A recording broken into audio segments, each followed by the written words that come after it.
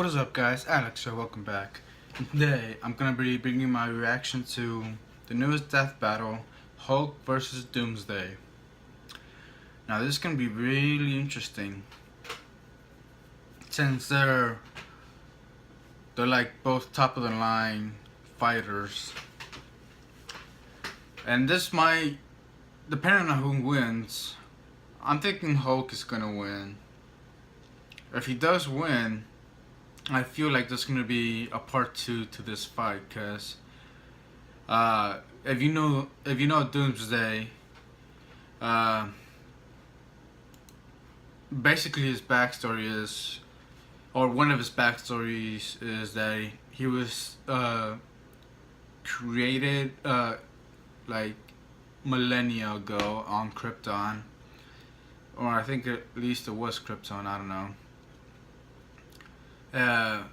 As a weapon, and like the scientists that created him kept sending him out into the wild environment, and he kept getting killed by all the creatures that inhabited it, and the scientists would just come back, bring him back to life, and send him out again. But the thing was, he changed something in Doomsday which allowed him not to be killed by the same thing again. So say he went out the first time, got killed by a specific animal, the second time he would have gone out there, that animal wouldn't been able to kill him again.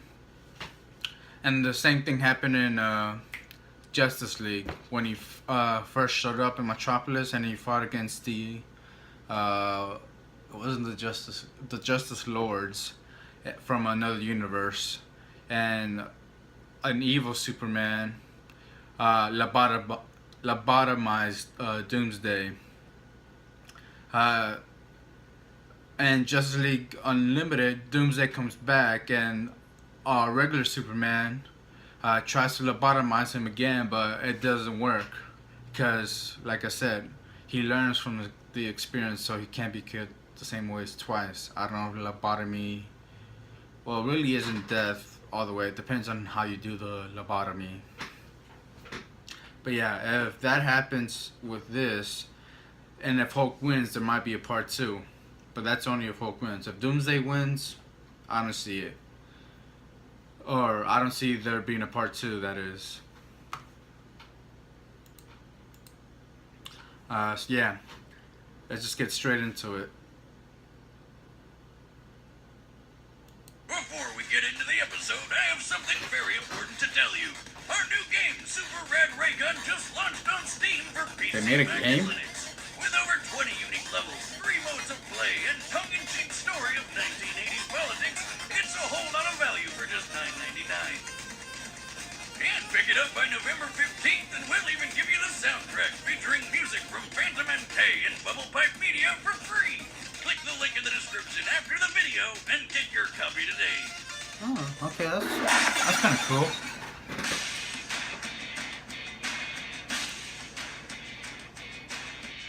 Pure, unadulterated rage. Usually, in a stressful situation, you'd want to avoid this sort of emotion in order to keep yourself focused. Unless you're a giant rampaging pile of muscles, like these two. Dr. Bruce Banner, the Incredible Hulk. And Doomsday, the monster who killed Superman. He's Wiz and I'm Boomstick. And it's our job to analyze their weapons, armor, and skills to find out who would win a death battle. Within each of us, oft times, there dwells a mighty and raging fury. And this suits no one better than the mild-mannered scientist, Bruce Banner. 'Cause when Bruce gets angry, oh boy, you wouldn't like him when he's angry. Dr. Robert Bruce Banner may have grown up with few friends, but what he lacked in popularity, he made up tenfold with his intellect. However, in spite of his gifts, it was never enough to earn the respect and love of his father. Partly because Bruce was so smart that his alcoholic dad literally thought he was a monster and expressed that to Bruce pretty thoroughly. God damn! How much distance do you think you got there, Wiz? 9, 10 feet? Man, with an arm like that, he could really go places. What the hell? Like the nut house after he murdered his wife right in front of Bruce. Understandably traumatized, Bruce coped by creating an imaginary friend to talk to. You know, I had an imaginary friend once. Sorry And about that, what guys. was I his have name? no idea what that Yeah. was. Oh. Well, Bruce's friend served as an emotional outlet all the way through his college graduation. However, his advice to Bruce was oftentimes destructive. Yeah. So when the U.S. military recruited Bruce to make weapons, it was actually kind of fitting. Bruce was tasked with developing a gamma bomb, which would use gamma radiation to target enemy weapons and buildings without endangering human lives. At least, that's what Bruce was told. Surprise, surprise! Gamma radiation is actually pretty fucking harmful. And when it came time to test the bomb and some dumb kid decided to play his harmonica right in the test zone, Bruce asked his assistant to stop the countdown and dashed off to save him. But turns out his assistant was a Russian spy who set off the bomb anyway. On that strange, strange day, Bruce's imaginary friend became a real-life terror as he transformed into the Incredible Hulk.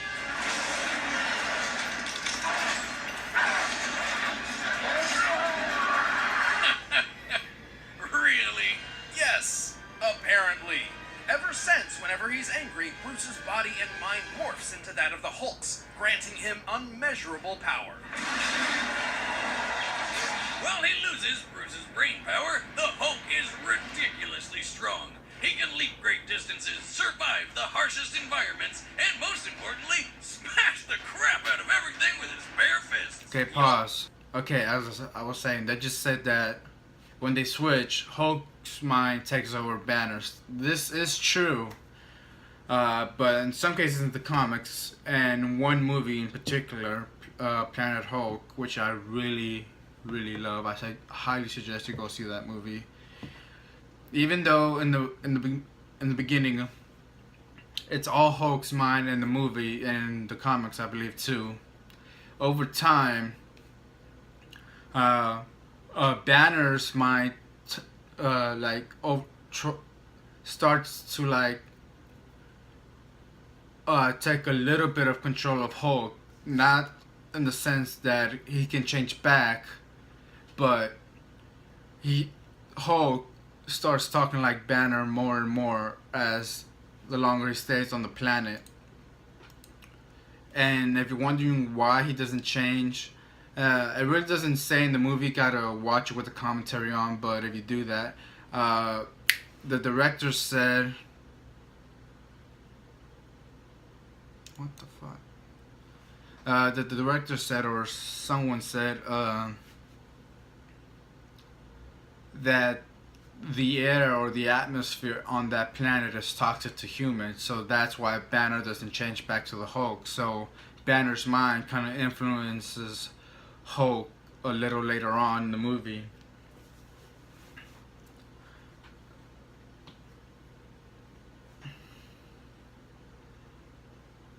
Although it's not 100% because he still reaches out like crazy. He does have. It's like the smartest you will probably ever see Hulk. Like he's calm, he's rational about some things when he's not in a fight. Cause when he gets in a fight, it's all Hulk, no Banner whatsoever. But after the fight, after he's calmed down, it's still Hulk, but Banner shows up, not mentally, not physically, and I thought that was really awesome, or at least I believe that's just a theory. That it's not 100%, but even so, that's still pretty awesome. That can actually happen if Hulk stays Hulk for too long. Banner will actually show up mentally. So yeah, little extra there. Also knows a technique known as the Thunderclap, which creates a shockwave that can deafen foes, level forests, and push back explosions. As if he needed anything more than that. That's from the movie. Hulk has a healing factor that gives Wolverines a run for his money. You're healing. You should be dead. He's super strong and super hard to kill. What's not to like? Well, there's one little detail that kind of ruins the whole experience. Bruce can't really control the Hulk. In fact, the Hulk is his own being, and they both hate each other. vying for dominance over Bruce's body. And yet, Bruce and the Hulk are often reminded how much they depend on each other for survival. Bruce figured if he was stuck with this big green Goliath forever, he might as well try using it for good, eventually joining the Avengers, Defenders, the Fantastic Four, and even the Illuminati. Hulk has held up a 150 billion ton mountain, escaped Earth's gravitational pull with a single jump. And one time when a planet's tectonic plates started splitting apart, threatening to shatter the whole world, he just jumped right in there and pulled the planet back together. The estimated average mass of a single lithospheric plate is nearly 45 quintillion tons. God damn. Hulk pulled two of these together with nothing but his bare hands. And he's not just strong and tough, he's more than twice as fast as a fighter jet, which puts him over Mach 5 speeds at least, and he can always go faster if he's pissed off enough. This is because the Savage Hulk's strength is directly related to his anger. The angrier he gets, the more powerful he becomes. In theory, this means his maximum level of strength is potentially infinite. And when he taps into that immeasurable rage to the fullest, he truly lives up to his name of Worldbreaker. Bigger, stronger, and oozing with gamma radiation, the Worldbreaker Hulk is so powerful, with a single stomp he created earthquakes felt hundreds of miles away. In his battle with Sentry, basically Marvel Superman, they almost destroyed New York. And when battling another Worldbreaker Hulk, a single collision between them obliterated an entire planet. Even the mutant Darwin's power, which specifically adapts to counter any enemy, decided that the best defense against the Hulk was to be somewhere else. Holy hell! Who could even stand up to this madness? Not many, obviously. Typically, Bruce does his best to contain and limit the Hulk's power. In fact, Worldbreaker Hulk is a result of Bruce relinquishing that control entirely. In terms of combat, usually only cosmic beings like Silver Surfer or Zeus have the might to challenge the Hulk. Oh yeah, like that one time Zeus hit him so hard it burned out his healing factor. But even gods sometimes have to learn the hard way. You do not mess with the Incredible Hulk. I am a god, you dull creature, and I will not be bullied by that.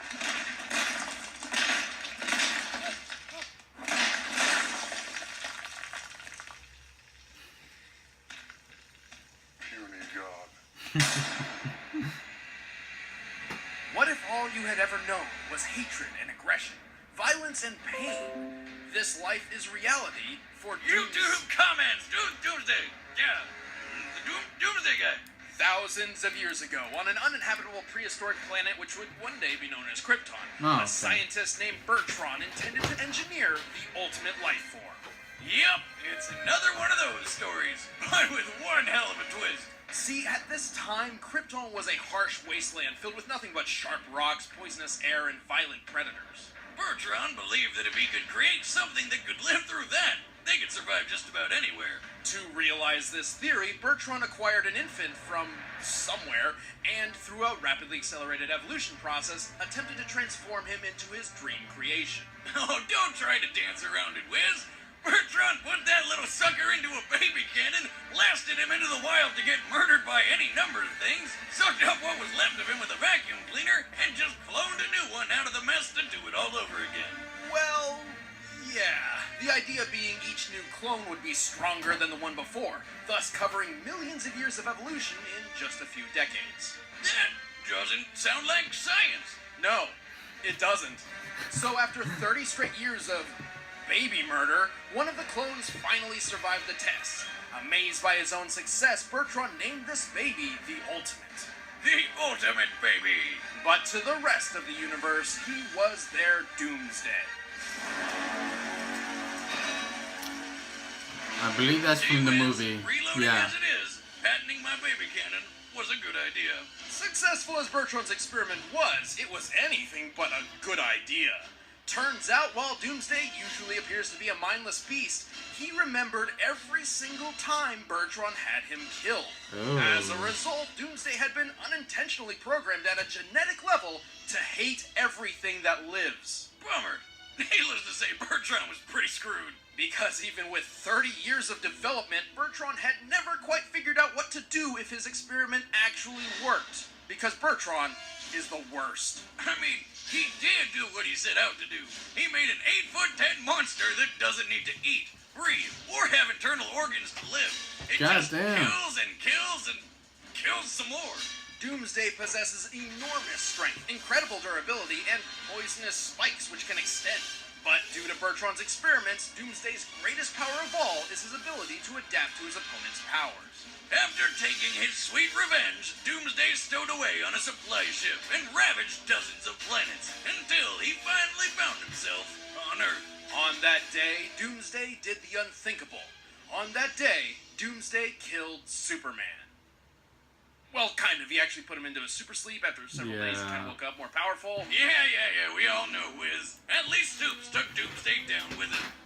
Or maybe not. Turns out, whenever Doomsday dies, he just comes back to life, forever immune to whatever killed him in the first place.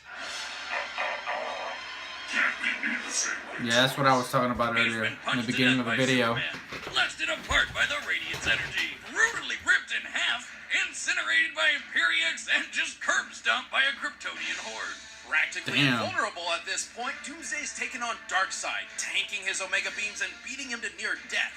He single-handedly defeated most of the Justice League and took on an energy attack that wiped out a fifth of a planet. He's punched through the Phantom Zone, battled super beings called Gogs for a century, and even broken Wonder Woman's arms. Arms strong enough to help pull the Earth. And during his rematch with the Man of Steel, after witnessing Doomsday survive an explosion equivalent to 1 million nukes, Superman realized that the only way to stop him was to send him to the end of time. At his most powerful, Doomsday's mere presence can boil the ocean and disintegrate buildings. A casual stroll across Africa made wildebeest an endangered species just by walking Damn. around. But what he's got in strength, he really lacks in brains. Not that he's dumb, he just literally lacks a brain. More often than not, Doomsday is little more than a one-track mind-killing machine. This makes his intentions predictable, and a clever opponent could use this to, say, lead him into a trap. And should that foe come up with a new way to hurt Doomsday, he could be killed.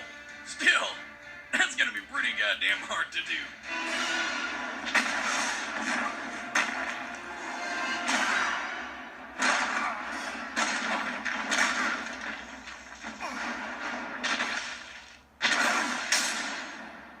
Alright, the combatants are set. Let's end this debate once and for all.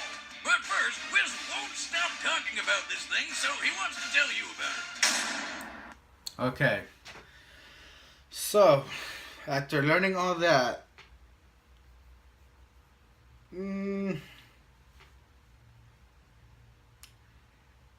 depending on which version of Doomsday they're gonna use, like pre-Superman or post-Superman, I'm going with Hulk.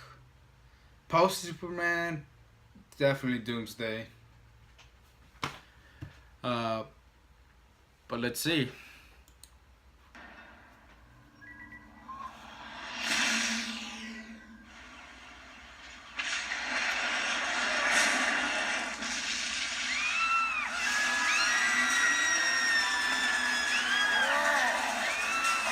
What's with the ponytail?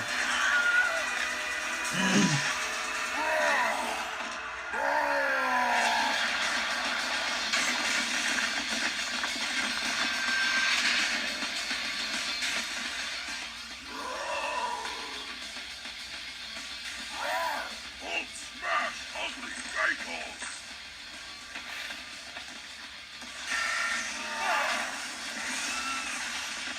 Yeah, they're dead.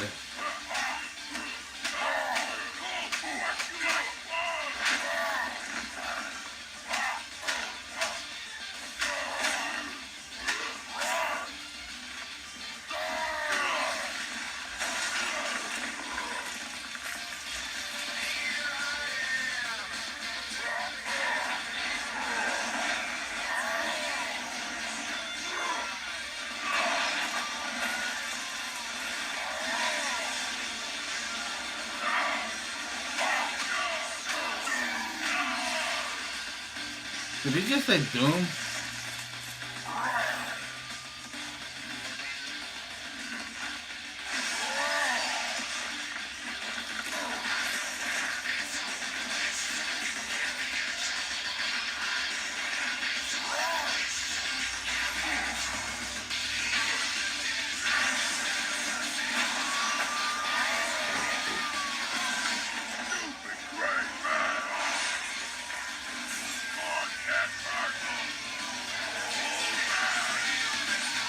Damn.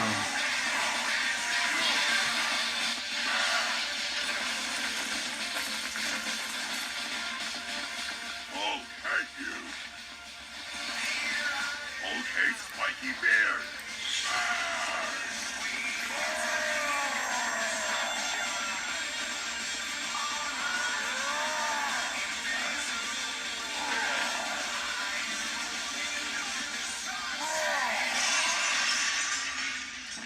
Oh, fuck.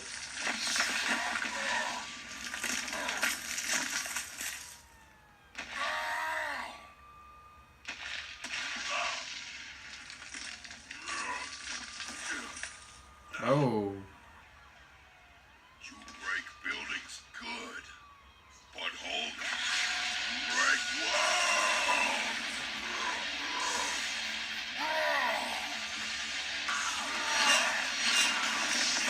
Fuck.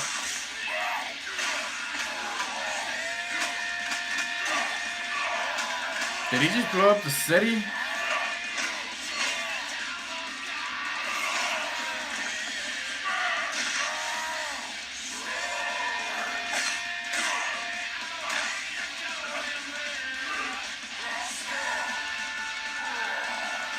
Well, that's not good.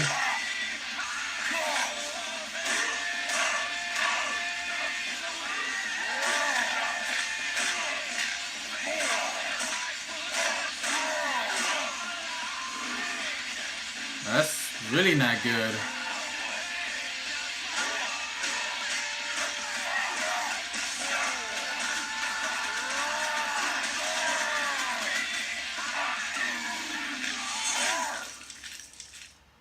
Ouch.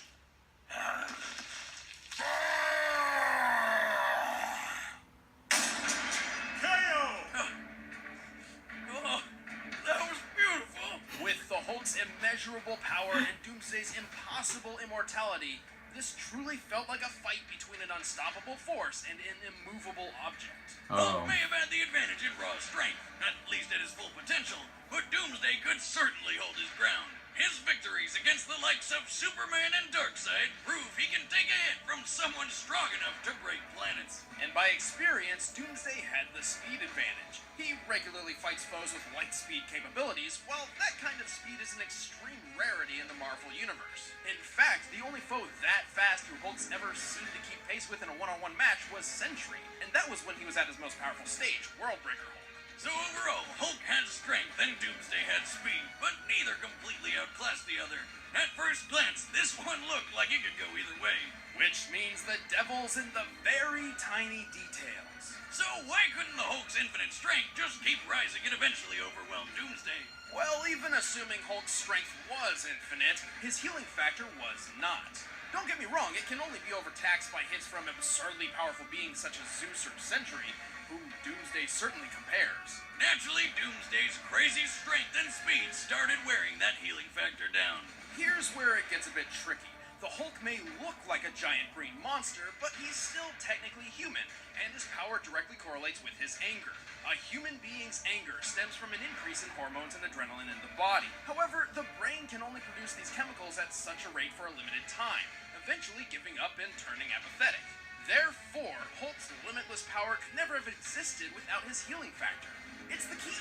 It allowed his body to continue producing hormones and adrenaline far beyond the norm, theoretically an endless supply, thus increasing his superhuman power to an immeasurable degree. So, Doomsday overtaxing his healing factor meant the Hulk could no longer maintain his increasing rage and Hulk form. And if you're still skeptical, that's why there's a bunch of times in comics when a huge impact forced the Hulk to turn back into Bruce Banner, including that battle between Worldbreaker Hulk and Sentry. With his healing power beaten down, he literally couldn't keep himself angry enough to stay in Hulk mode. I Okay. love science, but there's still one more thing. Thanks to his battles with Superman and other Kryptonians, Doomsday has evolved to a point where Oh, it's okay, so this basically is impossible post to kill Superman. with brute force alone. So Hulk couldn't have killed him by just getting angry enough to punch harder than Doomsday ever felt. Precisely. Here's the proof. Superman and Doomsday eventually had a rematch, in which Superman was much more powerful than their first battle. As we discussed before, Superman's power is also potentially limitless by way of continually absorbing solar energy, and at this point in his story, he'd begun to discover that. But try as he might, despite his increased power, Soups couldn't kill Doomsday with blunt force a second time. Ultimately, Doomsday's immunity to being ripped, impaled, incinerated, blasted with energy, and being beaten by blunt force from both focused and multiple sources means Hulk just didn't have the options available to take Doomsday out before his healing factor was overtaxed. On this day, Okay. Hulk met his doom. Doomsday. The winner is Doomsday. Okay. Next time on Deathbattle. Yeah. Yes! Zorro! My boy! Ben, I play Wiz. This is Chatty Plays. Yeah! We've got Zorro from One Piece. Stick to our Twitter to find out who he's going to be fighting. Want to watch Deathbattle on your big screen? First Oh, fuck. I'm so stoked for that. Oh, it's... I'm done. Fucking done. Fuck. Sorry, I am a One Piece fanboy.